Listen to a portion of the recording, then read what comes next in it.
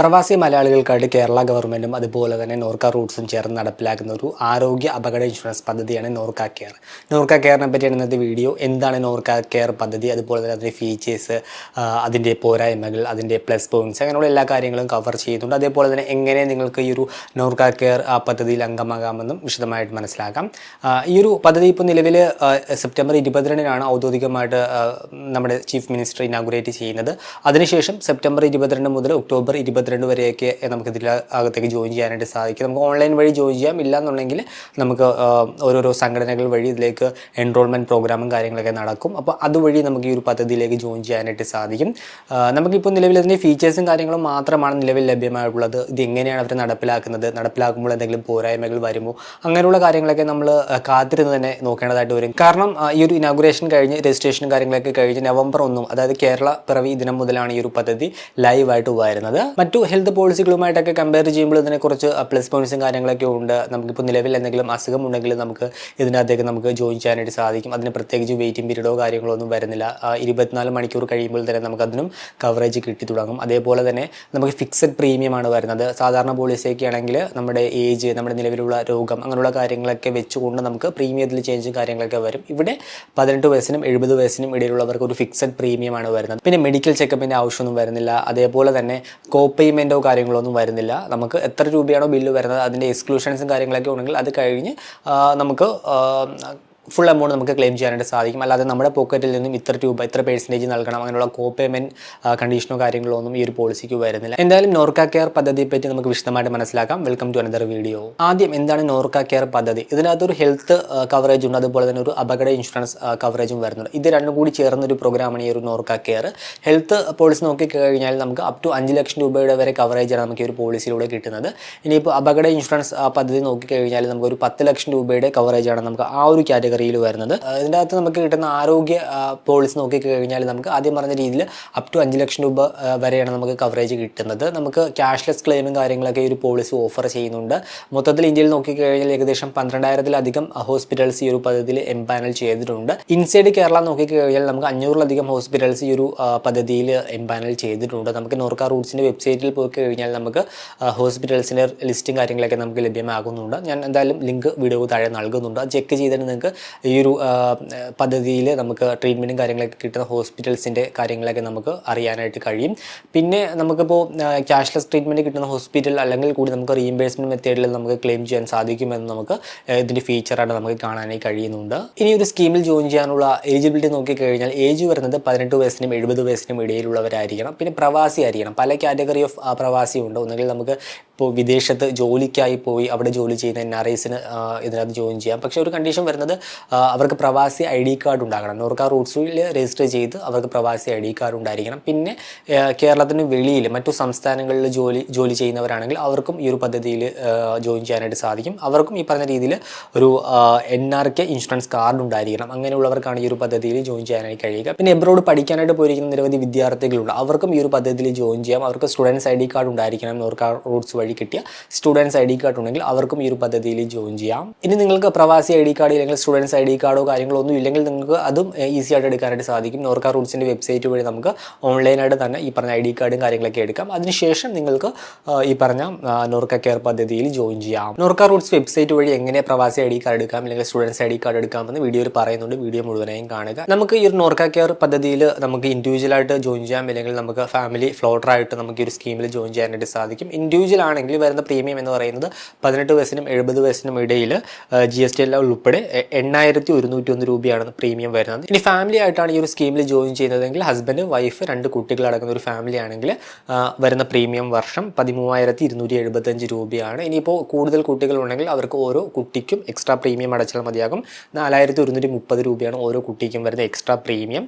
25 വയസ്സ് വരെയുള്ളവരെയാണ് ചൈൽഡ് എന്ന് പറഞ്ഞ കാറ്റഗറിയിൽ നമുക്ക് ആഡ് ചെയ്യാനായിട്ട് സാധിക്കുക. അത് കഴിഞ്ഞ് കഴിഞ്ഞാൽ ഇൻഡിവിജ്വൽ എന്ന കാറ്റഗറിയിൽ നമ്മൾ അവർക്ക് സെപ്പറേറ്റ് പോളിസി എടുക്കേണ്ടതായിട്ട് വരും. ഇനി നമുക്കിതിൽ കിട്ടുന്ന ഹെൽത്ത് പോളിസിയുടെ ബെനിഫിറ്റ് നോക്കിക്കഴിഞ്ഞാൽ ഒന്നാമത് റൂം റെൻറ്റ് വരുന്നത് നമ്മളുടെ സം ഇൻഷുർഡ് തുകയുടെ 1% ആണ്. അതായത് 5 ലക്ഷം ആണെങ്കിൽ അതിൻ്റെ 1% ആണ് നമുക്ക് മാക്സിമം റൂം റെൻറ്റായിട്ട് നമുക്ക് അലോ ചെയ്യുക. പിന്നെ ICU ചാർജ് എന്ന് പറയുന്നത് നമ്മുടെ സം ഇൻഷുർഡിൻ്റെ 2% ആയിരിക്കും. പിന്നെ നമുക്ക് 30 ദിവസം വരെയുള്ള പ്രീ ഹോസ്പിറ്റലൈസേഷൻ എക്സ്പെൻസ് കവർ ഇതിനകത്ത് ചെയ്യുന്നുണ്ട്. പിന്നെ 60 ദിവസം വരെയുള്ള പോസ്റ്റ് ഹോസ്പിറ്റലൈസേഷൻ എക്സ്പെൻസ് നമുക്ക് ഈ ഒരു പോളിസിയിൽ കവർ ചെയ്യുന്നുണ്ട്. പിന്നെ medical management up to per കേസിന് 25,000 രൂപ വരെ നമുക്ക് ഇതിനകത്ത് കിട്ടും. പിന്നെ ഡേ കെയർ ട്രീറ്റ്മെൻറ്റ് നമുക്ക് ഇതിനകത്ത് ഇൻക്ലൂഡ് ചെയ്യുന്നുണ്ട്. പിന്നെ നമുക്ക് സബ് ലിമിറ്റോ കാര്യങ്ങളൊന്നും വരുന്നില്ല. നോ കോ പേയ്മെൻറ്റ്, അതായത് ആദ്യം പറഞ്ഞ രീതിയിൽ ഇത്ര രൂപ നമ്മൾ പേ ചെയ്യണം, ബാക്കി ഇവർ തരും, അങ്ങനെയുള്ള കണ്ടീഷനും കാര്യങ്ങളൊന്നും വരുന്നില്ല. കോ പേയ്മെൻറ്റും കാര്യങ്ങളൊന്നുമില്ല. പിന്നെ നോ ഡിസീസ് എക്സ്ക്ലൂഷൻസ്, അതായത് ഇപ്പോൾ പല പോളിസിയിലും ഇന്ന രോഗങ്ങൾക്ക് നമുക്ക് കവറേജ് കിട്ടില്ല, അങ്ങനെയുള്ള എക്സ്ക്ലൂഷൻസും കാര്യങ്ങളൊക്കെ ഉണ്ടാകും. ഇവിടെ അങ്ങനെയൊന്നുമില്ല, എല്ലാ രോഗങ്ങൾക്കും കവറേജ് വരുന്നുണ്ട്. പിന്നെ നിലവിൽ എന്തെങ്കിലും രോഗം ഉണ്ടെങ്കിൽ അതിന് നമുക്ക് കവറേജ് കിട്ടും. പിന്നെ വെയിറ്റിംഗ് പീരീഡ് വരുന്നില്ല. നോർമലി നമ്മൾ പോളിസി എടുത്ത് കഴിഞ്ഞാൽ 30 ദിവസമൊക്കെ വെയിറ്റിംഗ് പീരീഡ് വരും സ്റ്റാർട്ട് ആകാനായിട്ട്,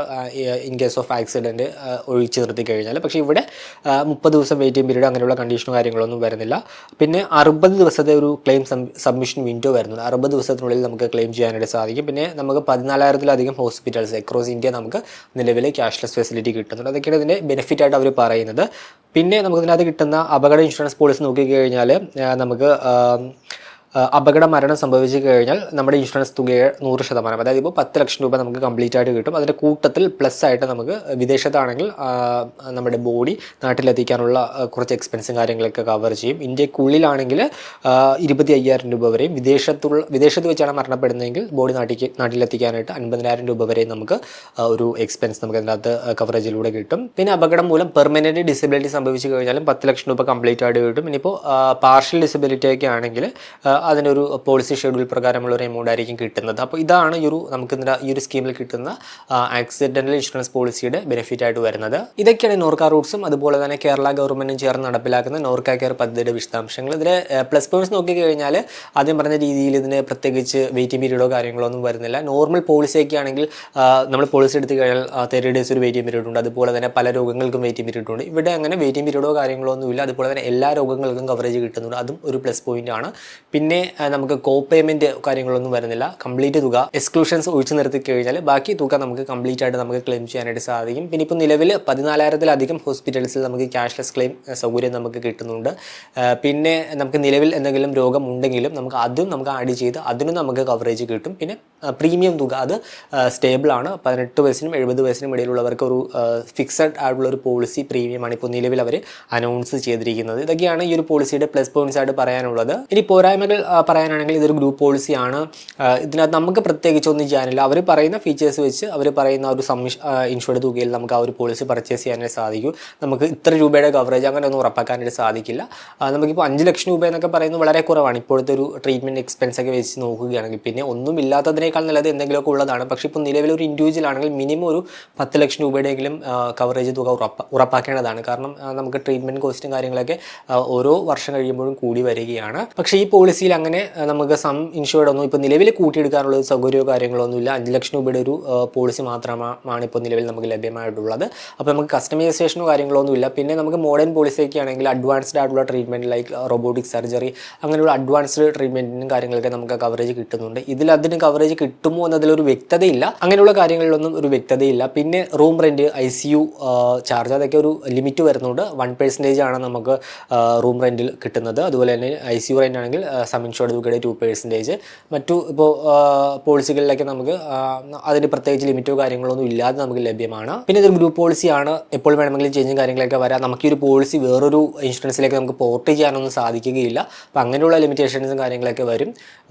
അപ്പോൾ ഇനിയിപ്പോൾ ഇവർ നടപ്പിലാക്കുന്ന രീതി നമുക്ക് അറിഞ്ഞ് തന്നെ നോക്കണം. ഗവൺമെൻറ് സ്കീം ആയതുകൊണ്ട് തന്നെ നടപ്പിലാക്കുന്ന രീതിയൊക്കെ എന്തായാലും നോക്കേണ്ടതായിട്ടുണ്ട്. പലപ്പോഴും സ്കീമും കാര്യങ്ങളൊക്കെ നല്ലതായിരിക്കും. പക്ഷേ അതിൻ്റെ ഒരു എക്സിക്യൂഷൻ ലെവലിലേക്ക് വരുന്ന സമയത്ത് പലപ്പോഴും പ്രശ്നങ്ങളും കാര്യങ്ങളൊക്കെ കണ്ടുവരാറുണ്ട്. അപ്പോൾ ഇത് ഇപ്പോൾ നടപ്പിലാക്കി അതെങ്ങനെയാണ് അവർ എക്സിക്യൂട്ട് ചെയ്യുന്നത് നമുക്ക് കാത്തിരുന്ന് തന്നെ നോക്കേണ്ടതായിട്ട് വരും. ഇനി നോർക്ക റൂട്ട്സിൻ്റെ വെബ്സൈറ്റ് വഴി എങ്ങനെ ID കാർഡിന് അപ്ലൈ ചെയ്യാമെന്ന് നോക്കാം. നമുക്ക് നോർക്ക റൂട്ട്സിൻ്റെ വെബ്സൈറ്റിൽ വന്നു കഴിഞ്ഞാൽ നമുക്ക് അതുവഴി സ്റ്റുഡൻറ്റ് ID കാർഡാണെങ്കിലും പ്രവാസി ID കാർഡിനൊക്കെ ആണെങ്കിലും അപ്ലൈ ചെയ്യാം. സ്റ്റുഡൻറ്റ് ID കാർഡ് ആണെങ്കിൽ നമുക്ക് സർവീസസിൽ സ്റ്റുഡൻറ്റ് ID കാർഡ് എന്ന ഓപ്ഷൻ ആണ്, അത് ക്ലിക്ക് ചെയ്യുക.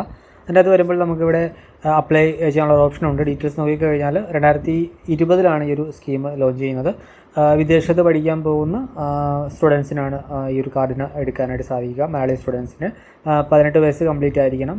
പിന്നെ ഒരു 408 രൂപ ചാർജ് വരുന്നുണ്ട്. പക്ഷേ അതിനൊരു ബെനിഫിറ്റ് വരുന്നുണ്ട്. നമുക്കൊരു 5 ലക്ഷം രൂപയുടെ പേഴ്സണൽ ആക്സിഡൻ്റൽ ഡെത്ത് കവറേജ് വരുന്നുണ്ട്. പിന്നെ ഒരു അപ് ടു 2 ലക്ഷം രൂപയുടെ പെർമനൻറ്റ് അല്ലെങ്കിൽ പാർഷ്യൽ ഡിസബിലിറ്റി കവറേജും വരുന്നുണ്ട്. പിന്നെ ഡോക്യുമെൻറ്റ്സ് എന്തൊക്കെ വേണമെന്നൊക്കെ ഇവിടെ കൊടുത്തിട്ടുണ്ട്. ഫോട്ടോ വേണം, പിന്നെ പാസ്പോർട്ടിൻ്റെ ഡീറ്റെയിൽസും കാര്യങ്ങളൊക്കെ വേണം. ഇതൊക്കെ ഉണ്ടെങ്കിൽ നമുക്ക് ഓൺലൈനായിട്ട് അതിന് അപ്ലൈ ചെയ്യാം. വാലിഡിറ്റി വരുന്നത് 3 വർഷമായിരിക്കും. എക്സ്പയർ ആകുന്നതിന് മുമ്പ്, അതായത് എക്സ്പയറി ഡേറ്റിൻ്റെ ഒരു 3 മാസം മുമ്പ് നമുക്കിത് വാലിഡ് ഡോക്യുമെൻ്റ് ഒക്കെ കൊടുത്തത് റിന്യൂ ചെയ്യാനായിട്ട് സാധിക്കും. സോ ഈ ഒരു പേജിൽ വന്നിട്ട് അപ്ലൈ നോ ബട്ടൺ ക്ലിക്ക് ചെയ്ത് കഴിഞ്ഞാൽ നമ്മളുടെ ഡീറ്റെയിൽസും കാര്യങ്ങളൊക്കെ കൊടുത്തുകൊണ്ട് നമുക്ക് ഇതിനകത്ത് ഒരു അക്കൗണ്ട് ക്രിയേറ്റ് ചെയ്ത് നമുക്ക് സ്റ്റുഡൻറ്റ് ഐ ഡി കാർഡിന് വേണ്ടി അപ്ലൈ ചെയ്യാനായിട്ട് സാധിക്കും. പിന്നെ വരുന്നതെന്ന് വെച്ചാൽ ഇപ്പോൾ പ്രവാസി ഐ ഡി കാർഡാണ്. പ്രവാസി ഐ ഡി കാർഡും സെയിം ആണ്. ഇവിടെ സർവീസസിൽ പ്രവാസി അതുപോലെ തന്നെ NRK ഐ ഡി കാർഡ് എന്ന് പറഞ്ഞ ഓപ്ഷൻ ഉണ്ട്. അതിൽ വന്നു കഴിഞ്ഞാൽ അതിൻ്റെ ചാർജ് സെയിം ആണ് വരുന്നത്. 408 രൂപ അതിനുണ്ട്. പിന്നെ ഡോക്യുമെൻറ്റ്സ് നമുക്ക് പാസ്പോർട്ട് വേണം, അതുപോലെ തന്നെ ഇക്കാമ, വർക്ക് പെർമിറ്റ്, അങ്ങനെയുള്ള കാര്യങ്ങളൊക്കെ വേണം. പിന്നെ സിഗ്നേച്ചർ, അതുപോലെ തന്നെ ഫോട്ടോ, ഇത്തരം കാര്യങ്ങളുണ്ടെങ്കിൽ നമുക്ക് അപ്ലൈ ചെയ്യാം. അത് 3 വർഷമാണ് വാലിഡിറ്റി തീരുന്നതിന് മുമ്പ്, 3 മാസത്തിന് മുമ്പ് ഇത് നമുക്ക് റിന്യൂ ചെയ്തെടുക്കണം. അത് 408 രൂപ കൊടുത്തു കഴിഞ്ഞാൽ 5 ലക്ഷം രൂപയുടെ പേഴ്സണൽ ആക്സിഡൻ്റൽ ഡെത്ത് കവറേജ് വരുന്നുണ്ട്. അല്ലെങ്കിൽ അപ് ടു 2 ലക്ഷം രൂപയുടെ ഒരു പെർമനൻറ്റ് അല്ലെങ്കിൽ പാർഷ്യൽ ഡിസബിലിറ്റി കവറേജ് വരുന്നുണ്ട്. 18 വയസ്സിനും 70 വയസ്സിനും ഇടയിലുള്ളവർക്കാണ് അപ്ലൈ ചെയ്യാനായിട്ട് സാധിക്കുക. അതിൻ്റെ കണ്ടീഷൻ വരുന്നത് എബ്രോഡ് മിനിമം അറ്റ്ലീസ്റ്റ് ഒരു 6 മാസമെങ്കിലും ആയിട്ട് വർക്ക് ചെയ്യുന്ന ഒരാളായിരിക്കണം. അതുപോലെ വാലിഡ് ആയിട്ടുള്ള ഒരു പാസ്പോർട്ടും വിസയും ഉണ്ടായിരിക്കണം.